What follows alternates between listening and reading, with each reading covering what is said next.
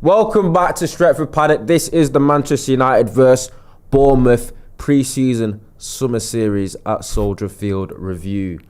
That was a mouthful, wasn't it? Yeah, get it out definitely. there, make it a little impressive. bit, spice it up a little bit. I'm trying to get myself some energy going. It's 4:30 in the morning, by the way, if you don't know. Can't be blamed for feeling a little bit You know what tired. I mean? So we're trying to, but to be fair, we've got quite a bit to talk about anyway. We do. We've just seen 4 of the best, as the title said, and largely positive performance. I thought it was quite lively. There was a lot of some electricity in the football, but I think we competed very well. I think quite often when we've played Bournemouth in the past, I think there's been a physicality and there's been a bit of an intensity difference.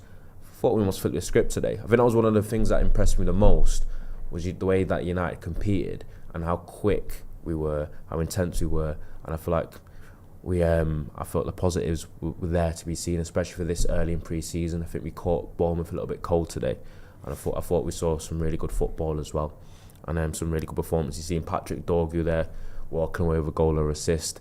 So Dorgu Hive, join while you can. Yeah, definitely. Join while you can, by the way, because I think a lot of people kind of wrote him off a little bit too early, and you could see that he has the tools and he's still improving, and he looks like a good kid. But United 4 couldn't quite get a clean sheet. Bournemouth nicking one right at the end with Igate slip. But Finn, Andy, let me know your thoughts on the game. Whichever one of you want to go first. Yeah, I'm too tired to choose. I thought it was an entertaining game from United. Free flowing, one touch football, and we hit them fast, we hit them quick, and they couldn't deal with it. We had a little. Bournemouth had a little bit of in the first half, and they had a little bit of, like I say, a 10-minute spell. But I think United dominated the game from start to finish. Yeah, I think for the most part we limited their high quality chances. You know, they were working with scraps for most of the game, and United were the better team throughout. And they had one disallowed, and they had 2 chances, and a save from Heaton there, and that was about it. They had a 10-minute spell with a couple of chances. That was it. Absolutely, but United looked sharp as a team.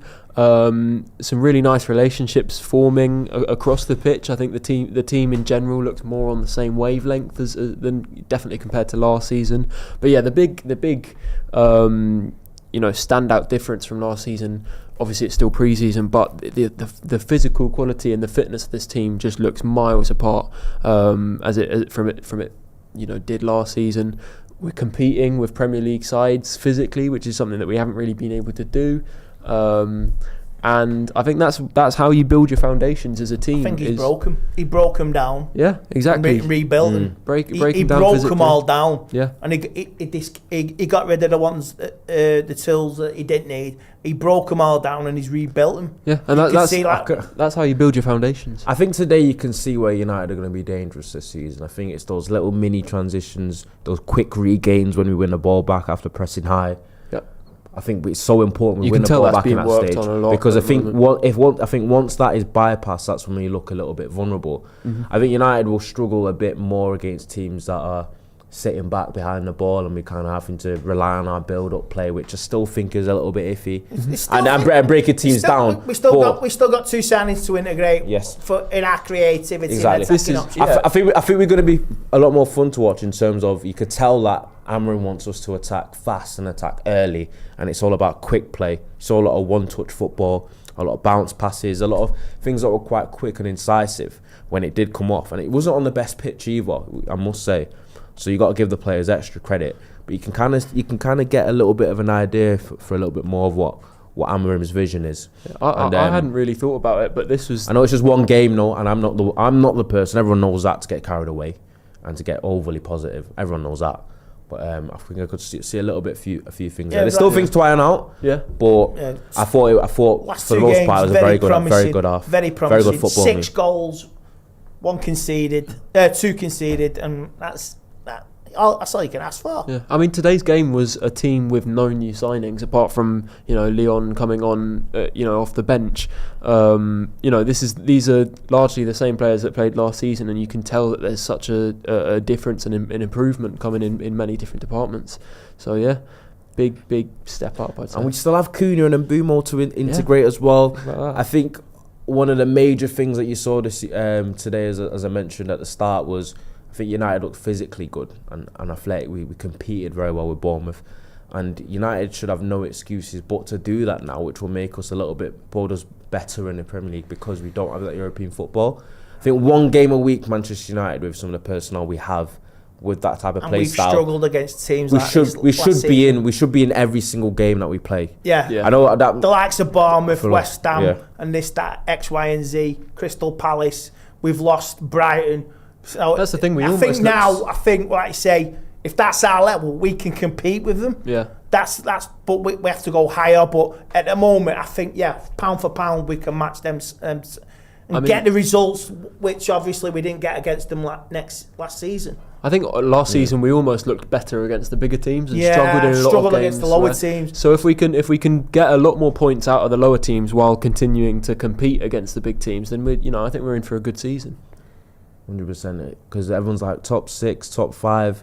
It's hard to put that. It's hard to put because you don't know what other teams are going to be like. So the expectation that everyone say 15th to 5th. You can't turbocharge yourself. You've got to remember how big of a jump it is. That's a hell of a jump. But the teams who were there above you last season, there's a good chance they'll drop off. And then the positive that and you can go past them. And the positive we obviously do have is if I can get it out because my brain has switched off, as people are probably seeing. But the positive we do have is that one game a week, and I think that will massively matter. Especially when we're coming up against our rivals, so to speak, that will be challenging for them European spots that we hopefully will be challenging for. Is they'll have another game in their legs going into the week as well. Yeah.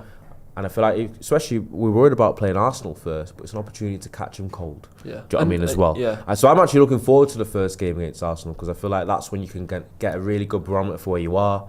It's against a team that's been basically second again. They've been Premier League title escorts, haven't they? Yeah. I've been thinking about the past few.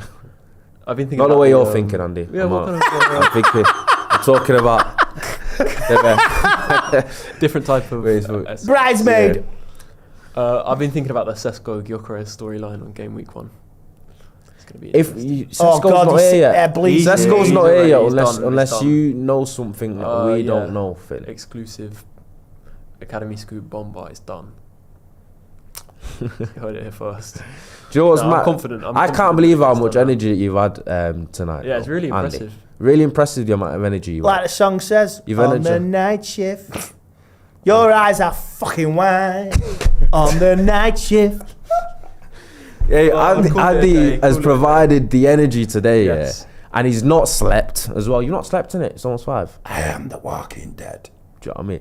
Fucking dead, right? I'm just hoping we haven't took any hours or days off you. Days, mate. We can't be doing that. I'm straight home to bed. I'm up at 10:30. Do you know what I mean? But I think you know what it is? It's because United have won 4-1. You've seen goals. You've seen Ethan Williams come on and score goals. Helps you through the night, mate. This would be a lot more difficult if we had just watched like a 2-1 loss or something. Or like a 0-0. Yeah, 0-0. It affects you now, and you're like, you go to bed a grumpy sod, but at least you can hopefully get some sleep. I'll come to Finn first, and I'll get both of you before we're ready to sign up because we are just dying here. Do you know what I mean? And it's like, what's your major positive number one takeaway? Would you say from what you've just watched? Can I say 2 things? You can say 2 things. Say what you First thing I've already touched on, but it is the fitness, the athleticism. Physically, we are just far more competitive. Players are winning their 50-50s, they're winning their duels, and that's given me a lot of hope because I do think that that's the foundation on which you can build a repeatable level of performance in the Premier League, and it's what some of the top clubs have built their baseline on. So I'm very happy to see that. Yeah. Second, again, literally just the relationships, some of the one-touch football that's being played. The players look sharper physically. They're tuned in, and I think Amrim's getting his identity across. It's clear the players know what they're doing now. Their roles are clearer.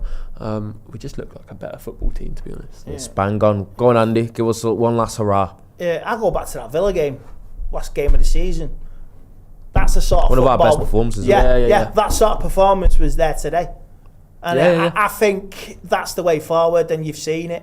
You know it's there in the team, and he has broke them down. He has rebuilt them, Terminator style, and there's a lot of one-touch football integrated. A lot of personalities getting form now, friendships on the same wavelength, and we've still got the 2 boys who we've bought in from West Ham, from Wolves and Brentford. They still possibly another on the way. The engine's getting tuned. Yes, I wholeheartedly agree. So United 4, Bournemouth 1. I think we've given a very energetic 2 in the afternoon review there, haven't we? 4 in the afternoon. Relying on Andy to kind of summon the energy towards me as well. I feel like you helped carry me through that review, Andy. So thank you for that. Yeah, thank you. Thank you as well, Finn, for your beautiful insight as always. Been a pleasure. With your constant hinting that we're going to sign Sesko. I don't know what you know. We are going to sign Sesko, yeah. So yes. But anyway, United 4, Bournemouth 1. A lot of positives to take. I'm going to bed.